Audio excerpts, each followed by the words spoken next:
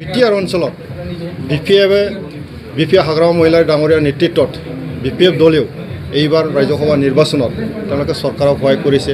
গতিকে তেওঁলোককো মই ধন্যবাদ জনাইছোঁ আৰু আমি আশা কৰোঁ আগন্তুক দিনবোৰত আমাৰ বিটিআৰ অঞ্চলৰ সংঘাতটো এৰাই পেলাই এই অঞ্চলত উন্নয়নৰ স্বাৰ্থত এই অঞ্চলৰ সকলো জাতি জনগোষ্ঠীৰ একেলগে কাম কৰাৰ স্বাৰ্থত আমি ধুনীয়াকৈ সকলোৱে মিলা প্ৰীতিৰে কাম কৰিব লাগিব। এইখিনি নিশ্চয় সকলোৱে যত্ন কৰিব, এইখিনিকে মই কামনা কৰিছোঁ আৰু সকলোকে শুভেচ্ছা জনাই সাংবাদিক বন্ধুসকলকো মই ধন্যবাদ জনাই মোৰ বক্তব্য गिबियावनो गासैबो बर' रायजो राजाफोरनिसिम आंनि खुलुमनाय सिबिनायखौ आङो जासिबाय आरो बिटिआर ओनसोलाव थानाय गासैबो जाति जनगोष्ठीनि मानगोनां रायजो राजाफोरनिसिमबो आंनि खुलुमनाय सिबिनायखौ आङो जासिहरबाय।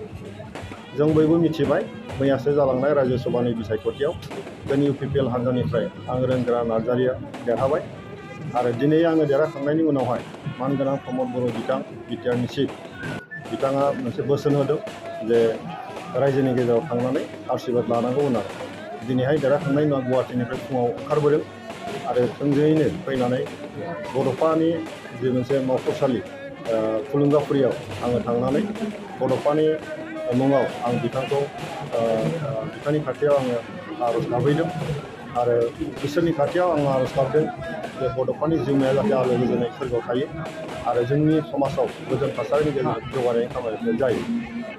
बड'फानि थुलुंगाफुरिया बर' समाजनि मोनसे आत्मा, बेयो मोनसे थुलुंगाफुरि जेराव फैयोब्ला मानसिफ्रा थुलुंगा खालामो।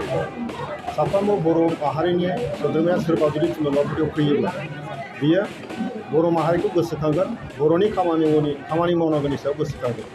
आं दिनै नुबाय थादों जेला समनिफ्राय बे थुलुंगाफुरिखौ गायसननाय जादों बे समनिफ्रायनो साफ्रोमबो बर' फिसाया जायखि जेरावखि थाया मानो फैनानै थुलुंगाफुरियाव थाङो आरो बिथांनो बिबार माला होनानै इसोरनि खाथियाव आर'ज गाबो आरो थुलुंगा लानानै थाङो आरो समाजाव खामानि मावनो थाखाय बोलो लानानै थाङो।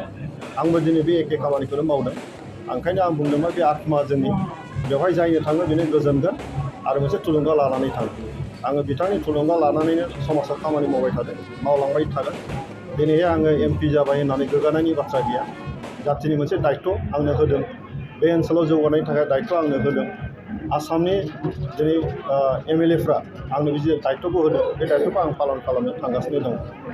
गतिके आं मोनसे बिसासनि गेजेरजों खामानि मावगोन आं बेखौ मिजिंथिदों आरो बेनि गेजेरावहाय दिनैहाय जोंनि इउपिपिएल दोलोनि आफादगिरि प्रमद बर', जोंनि इउपिपिएल दोलोनि दैदेनगिरि इउजि ब्रह्म, जोंनि इउपिपिएलनि दैदेनगिरि गबिन्द बसुमतारी बिथांमोननि अनगायैबो जों जायफ्रा बे हान्जायाव दङ, जायफोर दैदेनगिरिफ्रा दिनै खामानि मावगासिनो दङ, बे दैदेनगिरिफोरनिसिम गासैनिसिम आंनि गोजोननाय, आंनि श्रद्धा, आंनि गाहाम हामलायनायखौ आं बावहरो आरो बेखिनि सुबिदाखौ आंनो होदों आरो बिथांमोननि जि आसा बेखौ मावफुंनो थाखाय समाजनि जि आसा बेखौ मावफुंनो थाखाय निश्चय आं नाजागोन। नैथियाव थि महरै सासे जि होदों बेनि थाखाय जों गोजोननायखौ फोरमायदों। गुबैयै जोंनि आसामनि गाहाय गिबि मन्थ्रि मानगोनां डक्टर हिमन्त बिश्व शर्मा बिथाङा जि गोख्रोङै दैदेननानै आसामनि जौगानायनि खामानि मावगासिनो दङ आरो बिथांनि जि खामानि मावनाय आं बेखौ गावनि मेगनजोंनो नुगासिनो दङ, खाथियाव थानानै नुबाय थादों।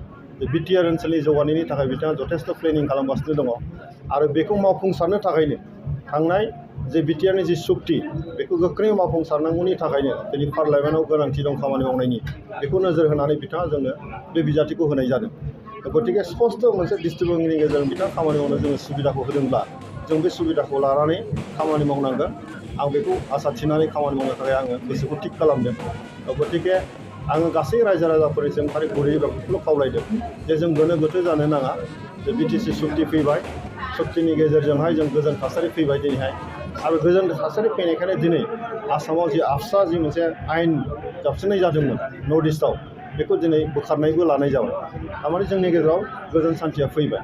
दा सान्थिया फैबायब्ला जोंनि गेजेराव सरकारा जोंनि आखायाव फैबायब्ला, जोंनि गेजेराव सरकारा मावफुंनायनि खामानि मावनो थाखाय सुबिदा फैबायब्ला बे सुबिदाखौ जों लानानै जोङो मोजाङै सासननि गेजेरजों जोंनि ओनसोलखौ जों जौगानायनि खामानिखौ जों लानांगोन। जोंनि सोलोंथाइनि जेंना, राजखान्थिनि जेंना, रांखान्थिनि जेंना, जोंनि आनइमप्लयमेन्टनि जि जेंना, साख्रिनि जि जेंना, बे बिथिङाव जोङो मोजाङै सिन्था खालामनानै दिनै खामानि मावनांगौनि सम जादों। जोंनि ओनसोलाव खुनु इन्डास्ट्रि गैया, जोंनि ओनसोलाव खुनु कलकारखाना गैया। बेफोरनि बागै जोङो बोरैबा खायदा खालामलायनायनि गेजेरजों भारत सरकारनिफ्राय जों लाबोनो नाजानांगोन आसाम सरकारनिफ्राय जों लाबोनो नाजानांगोन आरो बेबायदिनो जोंनि बिटिआर ओनसोलाव जुदि जोङो मोनफा नङा मोनफा जुदि जोङो कम्पानिफोर बा फेक्ट'रिफोर जुदि जों लाबोनो हायोबा निस्सय बेवहाय जोङो इमप्लयमेन्ट अपरचुनिटिया बारायगोन आरो जोंनि ओनसोलाव रांखान्थि जौगानाया फैगोन बे गासै बिथिंखौ जोङो लानानै खामानि मावनांगौ दङ फैबाय थानाय समाव बे बिथिंखौ नोजोर होनानै खामानि मावनाय जागोन गतिके गासै आइ आफा रायजो राजाफोरनि सायाव आं गुरै खावलायनाय जे दावराव दावसिखौ जों दोनथ'दो बै जोङो प्रमद बर' बिथांनि दैदेननायाव जि मोनसे गोजोन थासारिनि गेजेरजों जौगानायनि जोङो लामा लादों बेखौ जों बयबो मदद होलायलायदो बिसासावला जोङो बेवहाय ओरैनो फैयाखै जोङो गासैबो संग्रामनि गेजेरजों फैनाय